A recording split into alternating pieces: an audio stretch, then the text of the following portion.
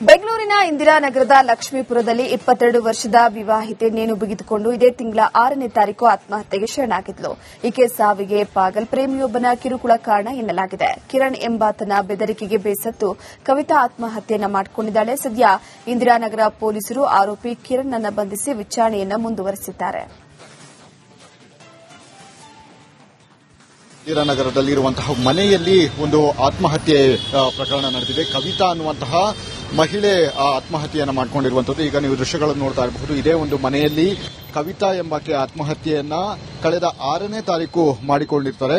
ಆದರೆ ಇದಕ್ಕೆ ನಿಖರವಾದಂತಹ ಒಂದು ಕಾರಣ ಗೊತ್ತಿರೋದಿಲ್ಲ.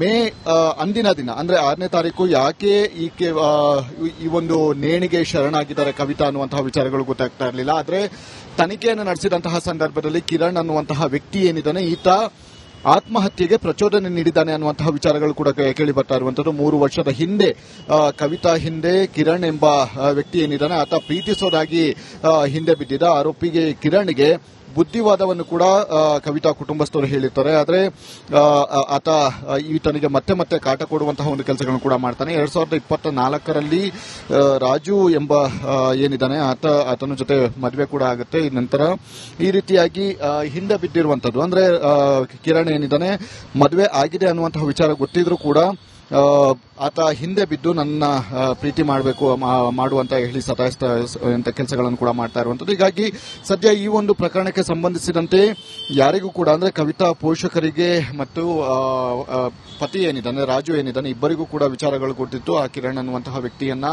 ಕರೆದು ವಿಚಾರಣೆ ನಡೆಸುವಂತದ್ದು ಅಂದ್ರೆ ಒಂದು ಬುದ್ಧಿವಾದ ಹೇಳುವಂತಹ ಒಂದು ಕೆಲಸಗಳನ್ನು ಕೂಡ ಮಾಡಿದ್ದಾರೆ. ಆದರೆ ಯಾವುದೇ ಪ್ರಯೋಜನವಾಗಿಲ್ಲ.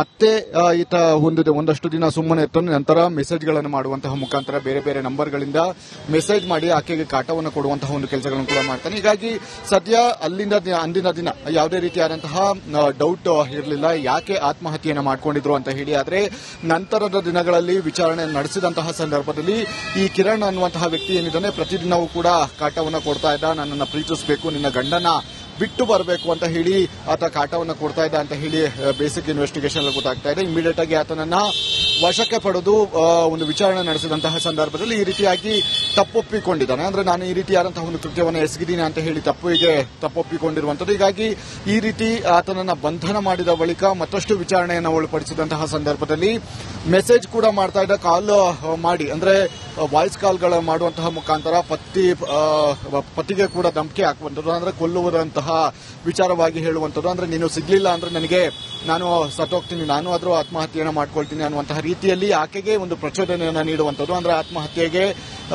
ಆಗುವಷ್ಟರ ಮಟ್ಟಿಗೆ ಒಂದು ಈತ ಕಾಟ ಕೊಟ್ಟಿದ್ದ ಅಂತ ಹೇಳಿ ಗೊತ್ತಾಗ್ತಾ ಇರುವಂಥದ್ದು. ಹೀಗಾಗಿ ಈತ ಇದೆಲ್ಲ ಪ್ರಹಸನದಿಂದ ನೊಂದಿರುವಂತಹ ಕವಿತಾ ಏನಿದ್ದಾಳೆ ನೇಣುವನ್ನು ಬೆಗೆದುಕೊಂಡು ಸಾವಿಗೆ ಶರಣವಾಗಿರುವಂಥದ್ದು. ಈಗ ಸದ್ಯ ಈ ಸಂಬಂಧ ಇಂದಿರಾನಗರ ಪೊಲೀಸ್ ಠಾಣೆಯಲ್ಲಿ ದೂರು.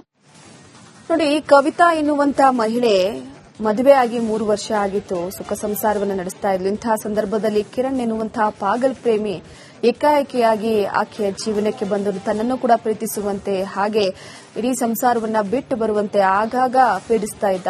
ಈ ಹಿನ್ನೆಲೆಯಲ್ಲಿ ಕವಿತಾ ಎನ್ನುವಂತಹ ಗೃಹಿಣಿ ಆತ್ಮಹತ್ಯೆಯನ್ನ ಮಾಡಿಕೊಂಡಿರುವಂತದ್ದು. ಮದುವೆ ಆದರೂ ಕೂಡ ಬಿಡದೆ ಹಿಂದೆ ಬಿದ್ದಿದ್ದ ಈತ ಸದ್ಯಕ್ಕೆ ಇದರಿಂದ ಮನನೊಂದು ಆತನ ಕಿರುಕುಳವನ್ನ ತಾಳಲಾರದೆ ಪಾಗಲ್ ಪ್ರೇಮಿಯ ಕಾಟಕ್ಕೆ ಕವಿತಾ ಎನ್ನುವಂತಹ ಮಹಿಳೆ ಈಗ ಸಾವನ್ನಪ್ಪಿರುವಂತದ್ದು. ಇತ್ತೀಚೆಗಿಂತಹ ಪ್ರಕರಣಗಳು ಸಾಕಷ್ಟು ನಡೀತಾ ಇರುವಂತದ್ದು. ಪ್ರಮುಖವಾಗಿ ಸದ್ಯದ ಮಟ್ಟಿಗೆ ಎಷ್ಟೋ ಸಂಸಾರಗಳು ಇದೇ ರೀತಿಯಾಗಿ ಹಾಳು ಹೋಗಿವೆ. ಆರೋಪಿ ಕಿರಣ್ ಅನ್ನ ಪೊಲೀಸರು ಬಂಧಿಸಿದ್ದಾರೆ ಸದ್ಯಕ್ಕೆ. ಆದರೆ ಗೃಹಿಣಿ ಮಾತ್ರ ಆತ್ಮಹತ್ಯೆಗೆ ಶರಣಾಗಿ ತನ್ನ ಪ್ರಾಣವನ್ನ ಕಳೆದುಕೊಂಡಿರುವಂತದ್ದು. ಆಕೆಗೆ ವಿವಾಹ ಆಗಿದೆ ಅಂತ ಗೊತ್ತಿದ್ರೂ ಕೂಡ 3 ವರ್ಷದಿಂದ ಆಕೆಯ ಹಿಂದೆ ಬಿದ್ದು ಪೀಡಿಸ್ತಾ ಇದ್ನಂತೆ.